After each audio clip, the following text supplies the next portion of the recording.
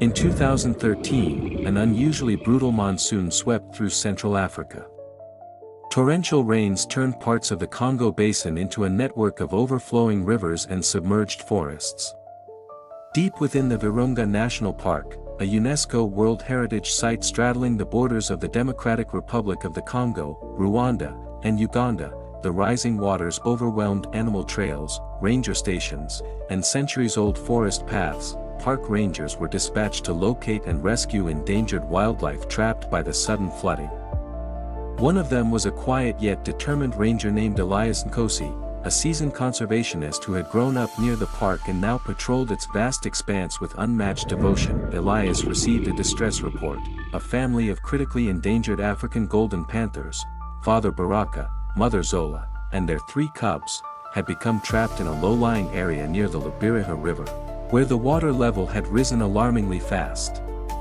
With no time to spare, Elias grabbed an inflatable raft, a coil of rope, emergency rations, and a field medical kit. The rain was relentless as he made his way into the dense undergrowth. The trail was nearly impassable. Thick vines wrapped around flooded trees while the mud beneath his boots clung like glue. Every step was a struggle. Above him, the forest canopy swayed violently in the wind, and the sharp crack of trees snapping echoed through the air. But Elias pressed on, driven by the image of 5 lives depending on him. When he finally arrived, the water reached up to his waist, and was still rising. On the opposite side of the flooded clearing, Zola stood on a patch of exposed ground, eyes fixed on Baraka, who was limping heavily while shielding their trembling cubs from the current. Baraka's hind leg was injured, his movement slow and labored. The cubs, 2 females and a male, were huddled close together, their golden coats soaked and shivering in the torrential rain. Elias stayed still and spoke in low, soothing tones, hoping not to alarm the panther family. Zola growled, her yellow eyes narrowing with suspicion, but she did not attack. It was as if she sensed Elias posed no threat. Slowly, he anchored his inflatable boat to a submerged tree root, then waded forward carefully. The water was up to his chest, the current strong enough to sweep him away if he wasn't careful. Elias had never seen the floodwaters rise this fast. He was operating purely on instinct now. Baraka let out a low growl, more from fatigue than aggression. Elias lifted his hands slowly, uttering calm words in Swahili. He placed a strip of dried impala meat on a dry root jutting out of the mud. Zola hesitated before stepping forward and sniffing the meat, all while keeping Elias within her line of sight. The injured Baraka staggered, nearly toppling over. Elias knew there was no time left, the flood would consume them all if he didn't act. With careful steps, he reached the cubs.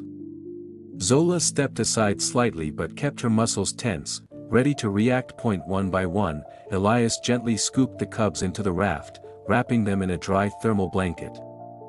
The 3rd cub whined, torn between following its mother or staying in the boat. Baraka let out a soft, pained growl as he attempted to move forward but collapsed in the rising water. Suddenly, a gust of wind ripped through the clearing. Rain pelted Elias's face like bullets. The raft swayed dangerously. He gripped its edge to stabilize it just in time. Baraka tried again, using his last energy to lunge forward. Elias grabbed him by the front limbs, pulling his soaked, muscled frame into the raft. Zola followed, placing her paws beside her cubs, guarding them with her body. The boat rocked under their weight, nearly capsizing. Elias tightened his grip on the long bamboo pole and began navigating out of the flooded grove. Debris floated everywhere, tree trunks, vines, even a broken ranger tower.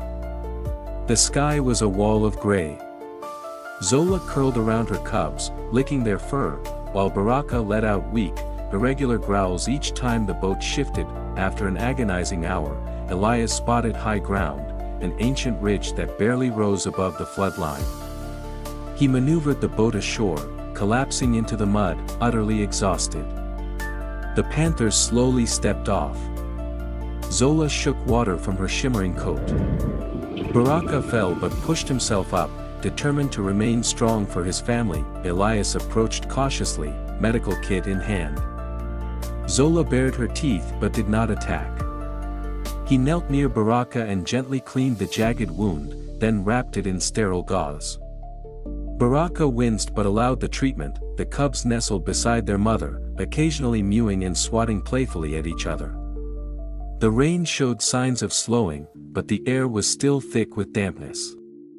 Elias radioed his team and gave their precise coordinates. Not long after, the hum of a rescue motorboat cut through the wet silence. Park staff rushed to help. Baraka was sedated briefly so his leg could be treated properly. Zola stayed close, eyes wide and alert but no longer defensive. The cubs were fed fresh meat and given water. As the rain finally tapered off and the sun pierced the clouds, rays of light danced on the wet leaves of Virunga's forest. Temporary shelters were erected. Elias checked on the family daily, noting their recovery. Zola became less wary. One of the cubs even nuzzled Elias's hand curiously. Baraka's leg healed, leaving a long scar but no lasting limp. Zola resumed her calm authority, leading the cubs as they play wrestled and practiced hunting with leaves and shadows. Eventually, the rangers transferred the panther family to a semi-wild rehabilitation zone. Weeks later, the gate to the jungle was opened. Zola paused, turned her golden eyes to Elias, and then vanished into the forest. Baraka followed with his powerful stride. The cubs ran ahead, disappearing into the underbrush. Elias stood still, his heart heavy and full. The forest echoed with the sounds of revival, water dripping, birds returning, and wind dancing through the trees. The story of the Virunga flood and the panther family's rescue would be remembered not only for its daring nature, but for what it symbolized, that even in the wildest storms, compassion could bridge the gap between human and beast. Thank you for watching till the end. Please like and subscribe to support us.